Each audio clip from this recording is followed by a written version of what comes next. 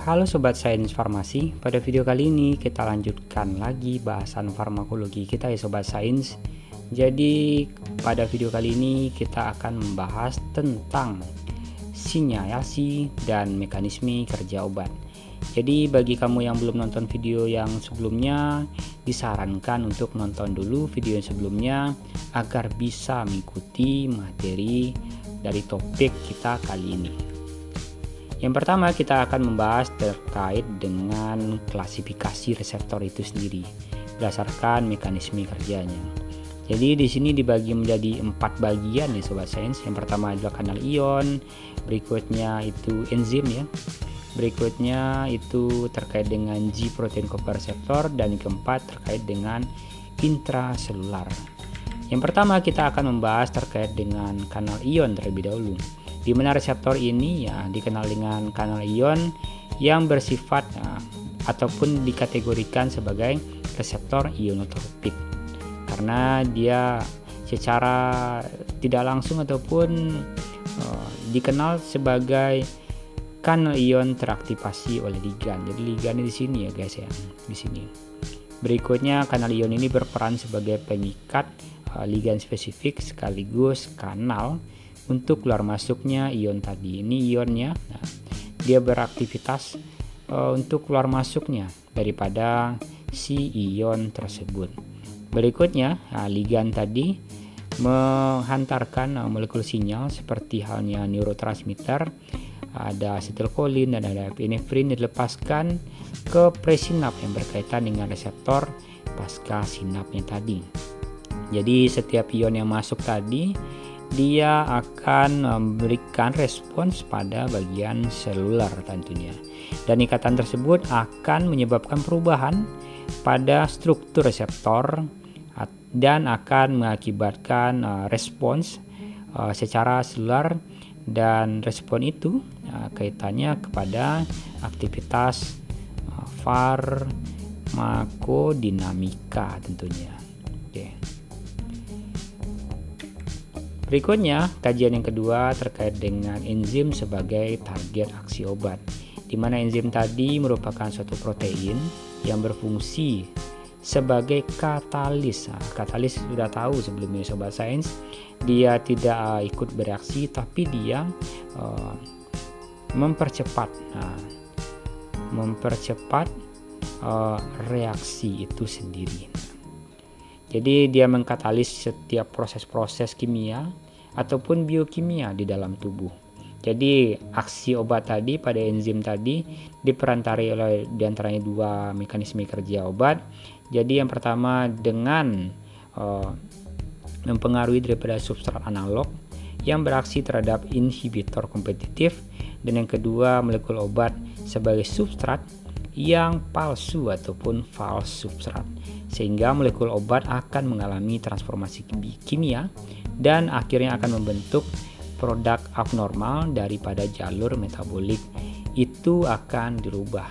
Nah, bisa dilihat di gambar di samping, ini bagian extracellular messenger yang ini, oke, yang ini, dan ini dia terikat pada reseptor site-nya, ini reseptornya gitu ya. Dan karena dia berikatan di sini, nah, akan menimbulkan suatu sinyal pada bagian intraselular tadi. Jadi di sini terjadi aktivasi protein kinase site di intrasel, dan ini juga akan menimbulkan yang namanya cellular response ya, yang akan menimbulkan efek obat tadi, efek obat. Masih kaitannya dengan enzim tadi, jadi tidak hanya seperti ini saja kejadian ya Sobat Sains. Jadi juga ada yang diperantarai oleh tirosin di sini, tirosin kinase. Jadi reseptor enzim couple tadi, reseptor tirosin kinase ataupun RTK di sini, RTK, di mana reseptor tirosin kinase merupakan monomer helix transmembran yang berperan sebagai pengikat molekul sinyal ekstraselular sel sekaligus sebagai enzim yang menfosforilasi daripada rangkaian yang akan memanipulasi ataupun menimbulkan yang namanya respons pada sel target. Berikutnya domain ekstraseluler RTK ataupun reseptor tirosin kinase tadi berperan dalam peningkatan molekul sinyal, sementara domain intrasel tadi akan memicu ataupun mempengaruhi sitoplasma dan berperan pada transfer gugus fosfat daripada ATP kepada protein intraselular. Dan untuk dapat mengaktifasi protein kinase tadi, suatu molekul sinyal tadi ataupun contohnya growth factor, haruslah menyatukan dua monomer daripada reseptor tirosin kinase tadi menjadi satu dimer. Jadi ini bisa memicu keadaan daripada sesuatu yang kita kehendaki agar bisa lebih cepat untuk bereaksi tentunya. Dan ini adalah salah satu contohnya. Ini adalah extracellular messenger, tadi akan berikatan dengan reseptor site-nya pada bagian ini. Jika sudah berikatan, maka ini akan dimunculkan sebuah sinyal di sini, di mana ATP ya dirubah menjadi ADP di sini. Jadi pada bagian yang tadinya inaktif, maka akan berubah menjadi pada bagian yang aktif, yang bermanifestasi terhadap efek secara selular dan menimbulkan efek ataupun respons. Respons yang diinginkan pada bagian ini. Berikutnya ini adalah kaitan terhadap G protein copper receptor ataupun GPCR ataupun GPCR. Jadi ini lengkungannya ada 7 kalau nggak salah ya sobat sains. Jadi mari coba kita hitung aja sama-sama. 1, ini 1, ini 2, ini 3, ini 4, ini 5, 6 dan 7. Ya 7 gitu ya. Jadi ini bagian daripada ini bagian intraselular tadi ya. Ini bagian intraselular dan ini bagian ekstraselular. Ini bagian yang memisahkan bagian-bagian tadi. Dan reseptor tadi ataupun reseptor GPCR tadi, protein G tadi mengikat nukleotida guanin. GPCR tadi disebut sebagai reseptor metabotropik. Akan berbeda pada bagian sel membran tadi, dia akan menimbulkan respons yang dengan waktu yang relatif cepat tentunya, di mana GPCR tadi mempunyai rantai polipeptida tunggal dengan 7 helix transmembrannya. 7 ya sobat ya, ini 7 bagian tadi. Dan transduksi sinyal tadi terjadi dengan aktivasi bagian protein G yang kemudian memodulasi ataupun mengatur ataupun melakukan perintah daripada aktivitas enzim ataupun fungsi daripada kanal tadi. Bisa beraktivitas untuk mempercepat terjadinya reaksi ataupun katalis. Bisa juga mengatur yang namanya efek obat tadi ataupun efek daripada substrat yang akan dikehendaki agar munculnya efek yang diinginkan. Jadi mekanisme kerjanya seperti ini secara garis besar ya sobat sains. Secara garis besar ini reseptornya di sini dan ini adalah responsnya dan akan memicu yang namanya respon intraselular tentunya. Dan manifestasinya sama masih terhadap selular respons tentunya. Bisa dilihat di gambar di samping, ini ekstraselular, ini first messenger blind, dan ekstraselular tadi ataupun substrat tadi bersatu ataupun nyantol dia di bagian reseptornya dan akan menimbulkan aktivasi di mana di sini ada alfa, beta dan gamma, di mana alfa akan berpindah ataupun bergeser. Akan bergeser dia ke bagian efektor protein.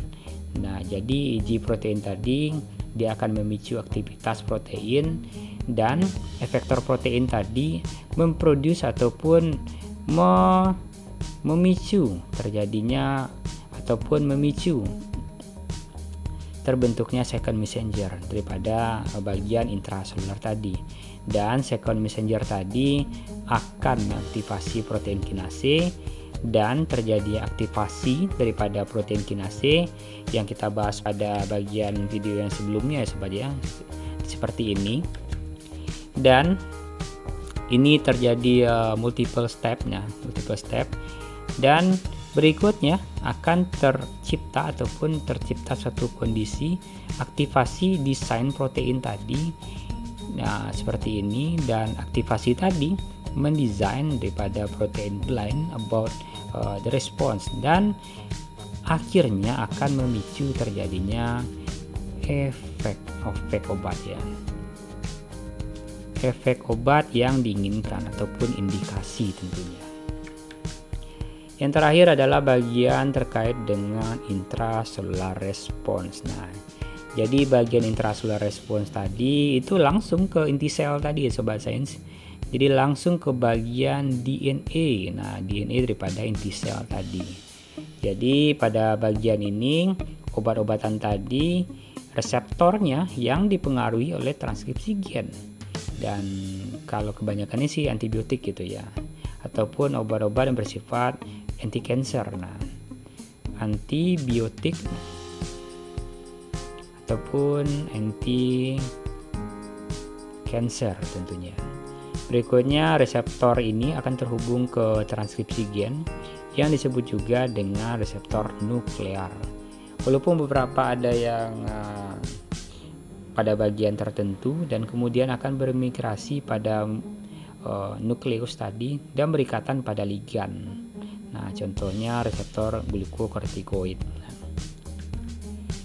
Dan bisa dilihat kita ke gambar di sebelah sini ya sobat sains. Nah, di sini inhibitornya, ini kortisolnya, dan ini DNA blind site-nya itu di blocking ya.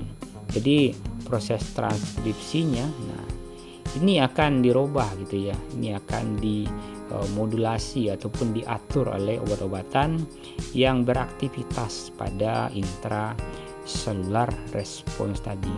Jadi DNA binding site-nya terekspos di sini. Oke, ini bagian-bagian double helix DNA tadi ya sobat sains. Jadi bagian-bagian inilah yang akan menimbulkan efek yang diinginkan. Oke sobat sains, mungkin sampai di situ aja video kita kali ini. Kaitannya ini baru dangkal sekali ya sobat sains terkait dengan klasifikasi reseptor berdasarkan mekanisme kerjanya. Itu yang pertama ada kanal ion, ada yang kedua ada enzim, dan yang ketiga G protein coproreceptor, dan yang keempat adalah intracellular response. Bagi kamu yang ingin bertanya pada video kali ini, silahkan tanyakan aja di kolom komentar, dan sampai jumpa di video selanjutnya.